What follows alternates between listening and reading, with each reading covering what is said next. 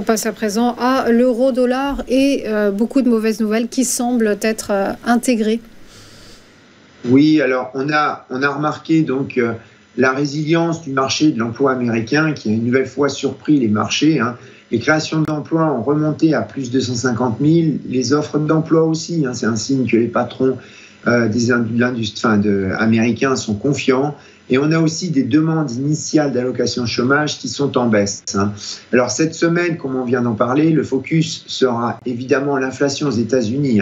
Alors déjà que le marché obligataire US est fébrile avec l'arrivée de Donald Trump, il ne faudrait pas que ce chiffre soit plus fort que prévu, car toute baisse des taux directeurs de la Fed à court terme, mais aussi à moyen terme, serait définitivement enterrée. Alors je vous rappelle que lors de la réunion donc de la Banque centrale en décembre dernier, tous les membres ont revu à la hausse leurs anticipations de taux directeurs pour 2025 et 2026. Alors, c'est certainement le signe que certains ont déjà intégré dans leurs prévisions la politique inflationniste de Donald Trump. On a même eu un membre de la Fed qui a été dissident, à savoir M. Hammack. Alors, il ne voulait pas de baisse des taux, mais on notera qu'il ne fera plus partie des membres votants en 2025. Alors, par conséquent, les traders institutionnels sur les swaps offerts, ils pensent maintenant qu'il n'y aura pas de baisse de taux directeur lors des réunions de janvier et mars.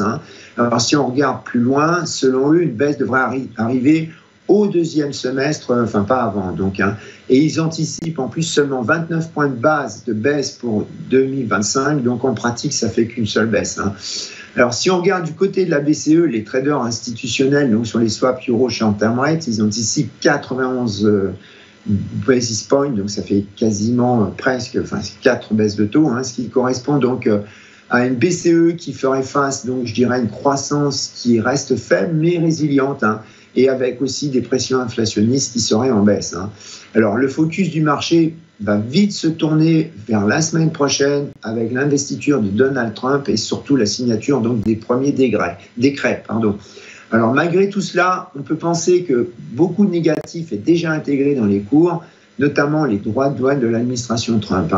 Alors on surveillera aussi, mais c'est un petit peu anecdotique à côté, s'il y a une éventuelle motion de censure après le discours de politique générale du Premier ministre M. Bayrou.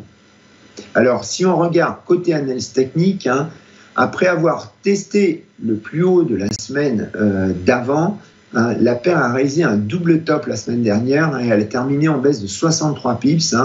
Bon, c'est pas énorme, mais en fait, c'est quand même plus proche de ses plus bas depuis plus de 2 ans.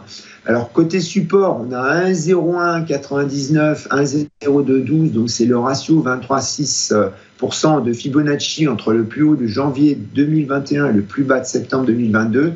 Et c'est aussi le plus bas post-rapport sur l'emploi, donc de vendredi dernier. Évidemment, en dessous, on a la parité à 1, donc c'est un niveau psychologique, mais c'est surtout le niveau en dessous duquel il pourrait y avoir des ventes stop et surtout des barrières d'options exotiques. Alors, côté résistance, sur le dessus, donc au-dessus, on a 1,0330, donc voilà, c'était un niveau qui a été, où le marché a rebondi sur la semaine du 22 novembre dernier. Alors, on a 1,0434 au-dessus, c'est le double top qui a été formé par le plus haut de la semaine dernière et la semaine d'avant. Un double top qui, je pense, faudrait franchir à la hausse pour au moins stabiliser la paire.